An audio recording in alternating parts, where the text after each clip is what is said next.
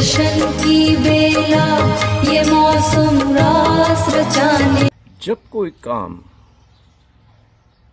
उस तरीके से किया जाए जिस तरीके से किया जाना चाहिए, उस जिस नाम से वो हो रहा है, अगर वो काम हो रहा है तो वो नाम भी उपयुक्त होता है। वरना तो अब जैसे कि ओशो ध्यान शिविर, अब नाम तो है ओशो ध्यान शिविर, लेकिन होता क्या है? मटर गश्ती, धींगा मस्ती, उछल कूद, ताका जाके और पता नहीं क्या क्या। तो फिर इसको ओशो ध्यान शिविर क्यों कहा जाए? अधिक ईमानदारी तो यह होगी कि इनका नाम इसी तरीके से रखा जाए, ओशो धींगा मस्ती, ओशो मटर गश्ती, ओशो ताक झांक। होता क्या है कि ध्यान किसे कहते हैं, अध्यात्म की यात्रा किसे कहते हैं, अध्यात्म का राह किसे कहते हैं? आत्म रूपांतरण की बात है। भीतर अचेतन तलों में उतरना है, मौन में उतरना है। ये क्रांति है, बेहोशी से होश की, सजगता की, रूपांतरण की, संतुलित होने की। ये ओशो जिस तरीके से हमें बताते हैं, अब आप देखो ओशो को पूरे जीवन काल में, चाहे वो चले, घूमे, फिरे, बोले, जो भी कुछ किया, तो उनके एक एक कृत्य से वो संदेश टपकता था जो वो शब्दों में बोल रहे थे, उनके कृत्यों से भी टपकता था।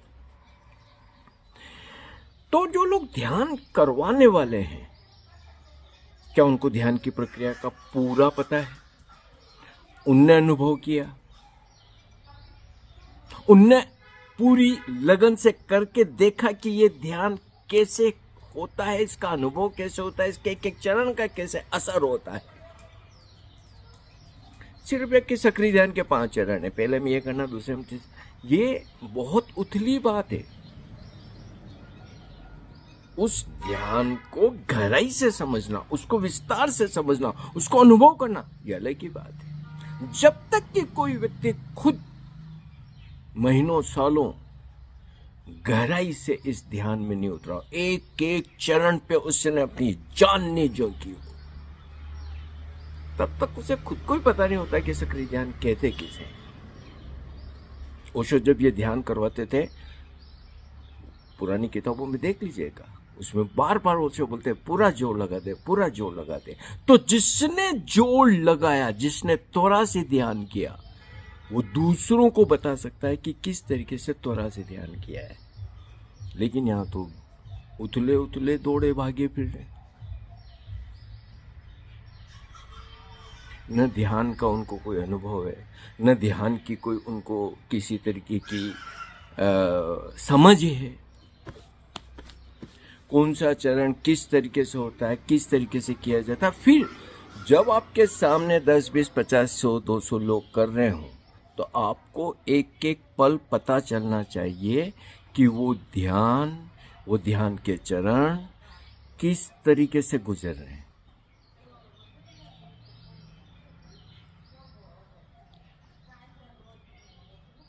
लेकिन यहाँ तो जिसको देखो वही दौड़ा भागी में लग रहा है, खुद ने तो कभी ध्यान किया ही नहीं। अब कभी कभी छोटे मोटे टोटके कर लिए हो तो कर लिए, लेकिन टोटकों से तो खुद को ही अनुभव नहीं हुआ, तो तुम दूसरों को कैसे ध्यान कराओगे? अधिकांश जो संचालक हैं वो ऐसी आधे अधूरे हैं। ध्यान व्यान से तो कोई कभी उनका सांप का पड़ा नहीं, पर हाँ कोई दूसरे आकर्षण थे, पुजवाना है, पैसे कमाना है, या कुछ गुरुडम करना है, या जो कुछ, तो वो सारे संचालक बन बैठे, चाहे उनको कोई ओशो की समझ हो या न हो। रोज रोज सालों साल ओशो को सुने जाओ, ध्यान किए जाओ, अपने जीवन की अंधेरी घाटियों से गुजरते जाओ, फिर नीचे गिरो, फिर ऊपर उठो, फिर अनुभव हो। एक व्यक्ति सालों में तैयार होता है, तब वो इस काबिल हो पाता है कि वो किसी और को ध्यान के लिए थोड़ा सा राह बता सके।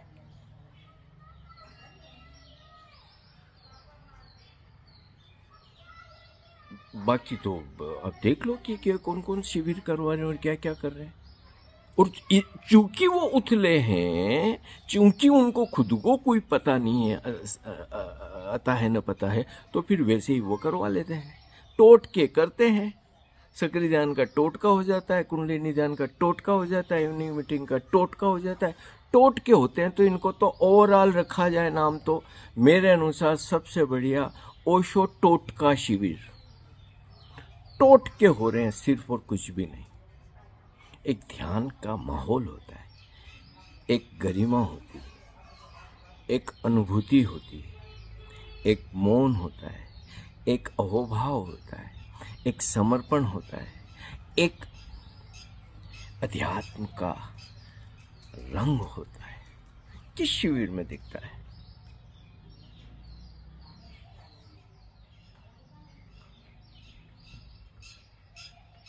एक मित्र मुझे बताते हैं कि जब ये शिविर होते हैं तो लोग एक दूसरे को फोन करके पूछते हैं, कोई आया क्या? मतलब ये शिविर हो रहे हैं कि क्या कर रहे हो भाई? तमाशा बना के रख दिया यार।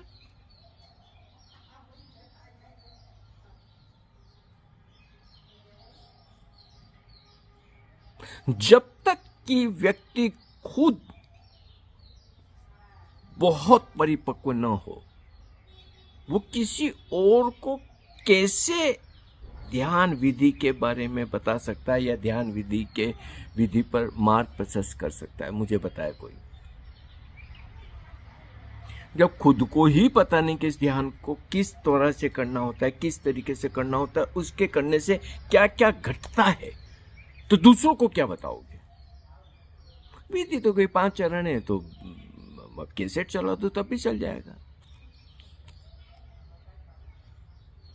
फिर संचालक की जरूरत क्या है? मैं जितना क्लिप्स देखता हूँ या लोगों को इधर से उधर उछलते कूदते देखता हूँ, ये पता नहीं क्या क्या होते देखता हूँ, तो मैं कह सकता हूँ कि शायद ही कोई संचालक है जिसने ईमानदारी से सक्रिय ध्यान किया है और सक्रिय ध्यान से उसे कुछ घटा है, रूपांतरण घटा है, जहां वो कह सकता है कि यस, सक्रिय ध्यान के पहले शारीरिक, मानसिक, भावनात्मक, आध्यात्मिक तलों पर वो कैसा था और अब कैसा है। सक्रिय ध्यान के गंगा स्नान के बाद उसकी कितनी ग्रंथियां निकली और कैसे वो निर्ग्रंथ हुआ। कितने लोग दिखते हैं?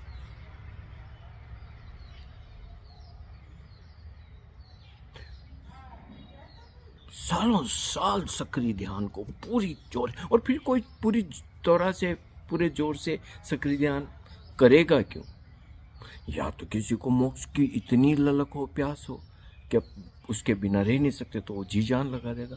या फिर जीवन ऐसी जगह ले आया जहां अगर ध्यान नहीं किया तो जीना मुश्किल हो जाएगा। ऐसी अर्जेंसी हो तो ध्यान में त्वरा आती है, और उस तरह से जब कोई व्यक्ति ध्यान करता है तो फिर उसके टोटका नहीं होता है फू फू फू फू फू फू ना।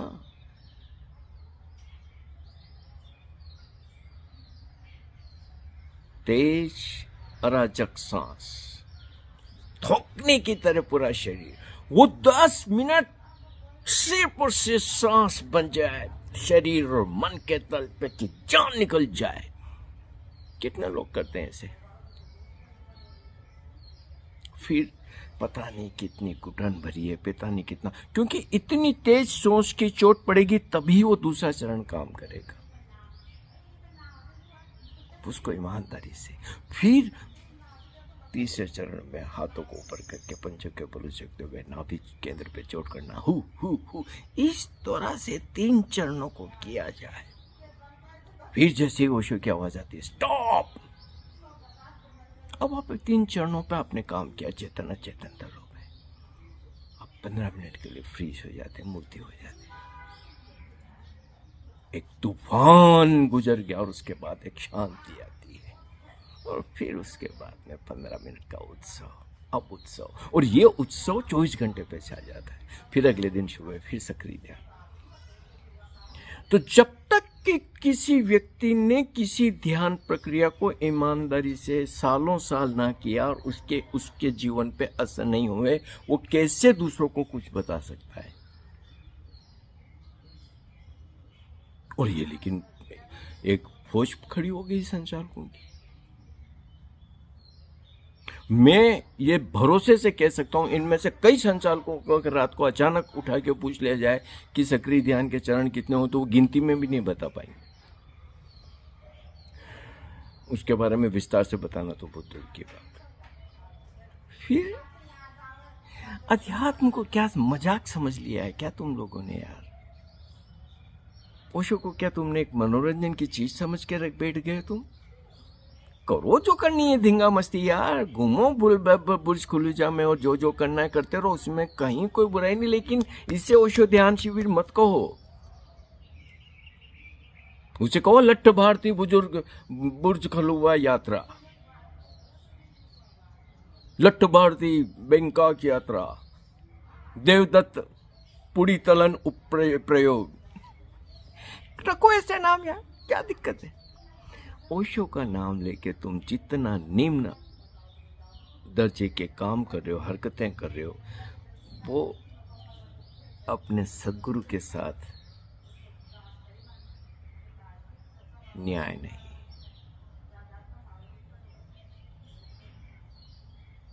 बंद करो इस बेवकूफ़ी को यार, बंद करो, कोई ज़रूरत नहीं है।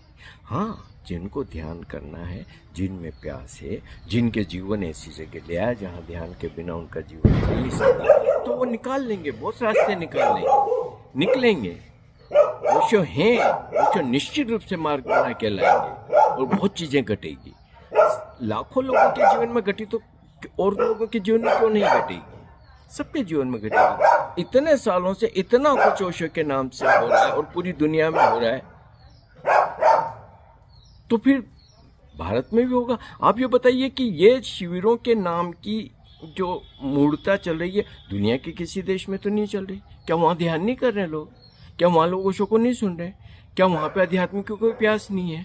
क्या उनके रूपांतरण का कोई अंदर से वो लगन नहीं है? ये मूर्ता सिर्फ भारत में क्यों हो रही है? क्योंकि भारत में गुरुडम की बहुत बड़ी बीमारी है, बहुत बड़ी बीमारी है। इससे ये बाहर नहीं आ पाते हैं और इसी वजह से ओशो के नाम से अब ये सब दुकानदारियां चल निकली है और इनका कोई अंत नहीं। बंद करो रे ओशो ध्यान शिविर, क्या कर रहे हो बचकानी हरकतें यार, क्यों जगसाई करा रहे हो ओशो की? हमारे चैनल को सब्सक्राइब करिए, लाइक करिए, शेयर करिए। अभी तो और भी मैं बोलना वाला। तुम्हारे दर्शन की